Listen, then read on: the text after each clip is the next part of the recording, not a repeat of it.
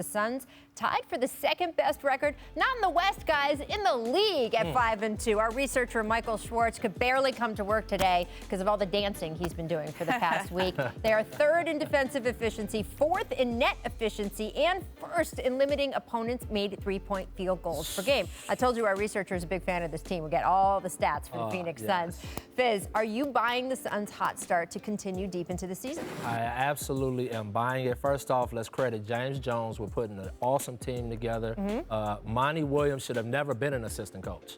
This guy is a big-time head coach in the NBA. He's a tactician. He gets the most out of his guys. And you're talking about Chris Paul, the great competitor.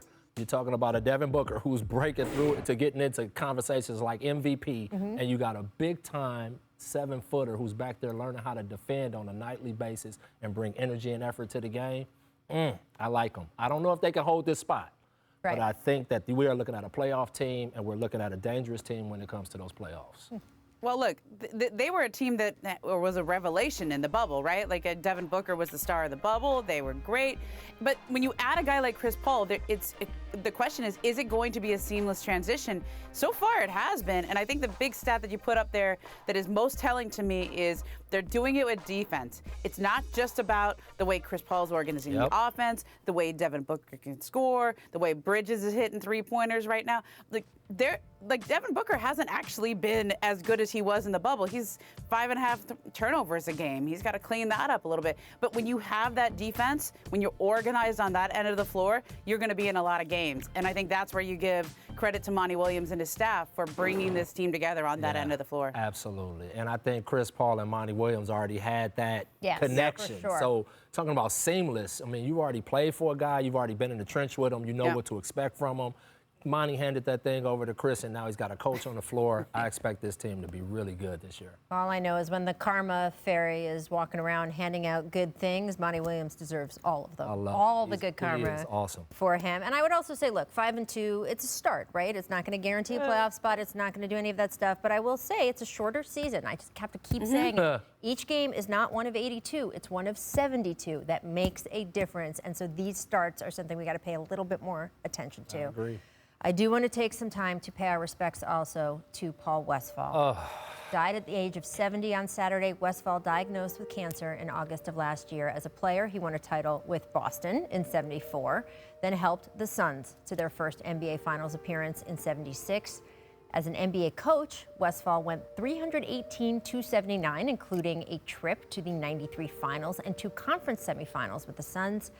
He was inducted into the Hall of Fame in 2019. And, Coach, can you just tell us about the impact Paul Westphal had on basketball coaches at all levels? Oh, I mean, he had a huge impact on coaches. I think what he did with that Phoenix team was fantastic. That team was so fun to watch. They were exciting. And if it wasn't for a guy named Michael Jordan, you know, we'd probably be talking about the Phoenix Suns. Who? I'm sorry. But, you know, mentioned on this network. As a player, you know, my grandfather, and I'm black and white, so I can say this. My grandfather would always say, that's a bad white boy. You speak for all races and all people. Exactly. So I can say that he could ball. And I think as a ball player, he had so much respect from everyone. But then as a coach, I think he just had a great connectivity, and guys really liked playing for him. And I know some people that worked for him, they loved working for him, and it's just really sad to see, and condolences to his family.